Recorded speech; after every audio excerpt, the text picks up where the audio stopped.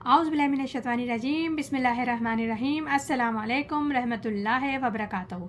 आज भी हम सूरह बकरा का तर्जुमा तफसीर और खुलासा बयान करेंगे। जैसे कि कल भी हमने कुछ सूरतों का तर्जुमा तफसीर खुलासा बयान करा था, जिसमें इरशाद हो रहा था कि उन लोगों को सबको बहुत ज़्यादा हिर्स है ज़िंदगी पर, इतनी ज़्यादा हिर्स है कि मुशरिकों से भी ज़्यादा वो हिर्स है उनको, और हर शख्स चाहता है हमारी उम्र 1000 बरस हो जाए।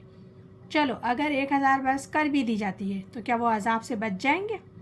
अल्लाह ताला देखता है जो कुछ वो करते हैं। आगे इरशाद रब्बानी है, कुल मिन कान अदून लिल जिब्राईल इन्नहु नज़्ज़ालहु अलल कल्बिका बिइज़्निल्लाहि मुसद्दिक़ल लिमा बैन यदैहा व हुदन व बुशरा लिल मुमिनीन। तो कह दो, जो कोई हुआ दुश्मन जिब्राईल का, सो उसने तो उतारा है ये कलाम तेरे दिल पर अल्लाह के हुक्म से, इस हाल में कि ये कलाम सच बतलाने वाला है, और इस कलाम को इससे पहले है और राह दिखाता है और खुशखबरी सुनाता है ईमान वालों को। इस आयत में परवरदिगार ने बयान फरमा रहे हैं कि जैसा कि यहूदी लोगों को गुमान था कि आखिरी नबी के आने का वक्त करीब है, और उनका ख़याल था कि वो आखिरी नबी ये हम में से ही होंगे, यानी कि इसराइल में से ही होंगे। लेकिन मामला कुछ और हुआ।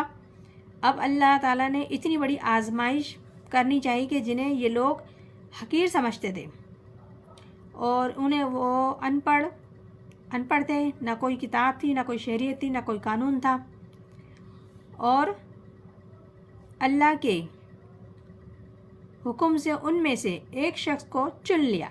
लिहाजा अब उनकी दुश्मनी पैदा हुई। वो दुश्मनी किससे पैदा हुई? वो जिब्राईल अलैहिस्सलाम से, क्योंकि जिब्राईल अलैहिस्सलाम को बुरा भला कहने लगे, गालियाँ देने लगे कि जिब्राईल अलैहिस्सलाम ने उनसे दुश्मनी की है, कि जिब्राईल अलैहिस्सलाम ने हमारे साथ दुश्मनी रखी, और वो पैगाम हम में से किसी के पास आना था, लेकिन वो ले गए उधर। तो इस आयत में अल्लाह ताला ने वाज़ा तौर पर बयान फरमाया कि कह दीजिए ए मोहम्मद सल्लल्लाहु अलैहि वसल्लम कि जो कोई भी दुश्मन हुआ जिब्राईल का, क्योंकि जिब्राईल ने तो जो कुछ भी नाजिल किया है तुम्हारे दिल पर वो अल्लाह के हुक्म से नाजिल किया है, क्योंकि जिब्राईल को कोई इख्तियार नहीं है कि वो ख़ुद से कोई काम करे। वो जो कुछ भी करता है परवरदिगार आलम के हुक्म से करते हैं। और ये कुरान तस्दीक करते हुए आया है उस किताब की, बात की, शरीयत की जो तुम्हारे पास मौजूद है, यानी तौरेत। और वो तौरेत भी गवाही देती है कुरान की और आखिरी पैगंबर की, और हिदायत और बशारत यानी कि खुशखबरी तो सिर्फ़ उन्हीं लोगों के लिए होती है जो अहले ईमान वाले हैं। आगे इरशाद रब्बानी है, मन कान अदुव्वन लिल्लाहि व मलाइकतिही व रसूलिही व जिब्राईला व मीकाईला व इन्नल्लाहा अदुव्वुन लिल काफिरीन। जो कोई दुश्मन हुआ अल्लाह का, उसके फ़रिश्तों का, उसके पैगंबरों का, जिब्राईल का, मीकाईल का, तो अल्लाह दुश्मन है उन काफिरों का। अब इस आयत में फरमाया जा रहा है कि अल्लाह और उसके रसूल और उसके मलाइक वो एक जमात है, उनमें कोई इख्तिलाफ नहीं हो सकता। अगर कोई जिब्राईल अलैहिस्सलाम का दुश्मन है तो वो अल्लाह का दुश्मन है, अगर अल्लाह के सच्चे रसूलों का कोई दुश्मन है तो वो भी अल्लाह का दुश्मन है। तो अब कान खोल कर सुन लो, जो कोई भी दुश्मन हुआ अल्लाह के फ़रिश्तों का, जिब्राईल का, मीकाईल का, अल्लाह के रसूलों का, अल्लाह का, तो फिर अल्लाह ताला की तरफ से भी ऐलान है कि अल्लाह ऐसे काफिरों का दुश्मन है, और उनकी कोई निजात नहीं, कोई मग़फ़िरत नहीं। आगे इरशाद रब्बानी है, वलक़द अंज़लना अलैकल आयातिन बिबय्यिनातिन व मा यकफ़ुरु बिहा इल्लल फ़ासिक़ून।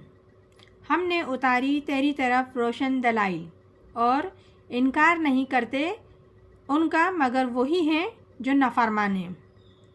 यानी कि इस आयत में परवरदिगार बता रहे हैं कि हमने मोहम्मद सल्लल्लाहु अलैहि वसल्लम पर वाज़ा रोशन आयात नाजिल फरमाई हैं, और जिनको वो खूब अच्छी तरह जानते हैं और पहचानते भी हैं। کون؟ وہ یہود، لیکن پھر بھی وہ انکار کرتے ہیں.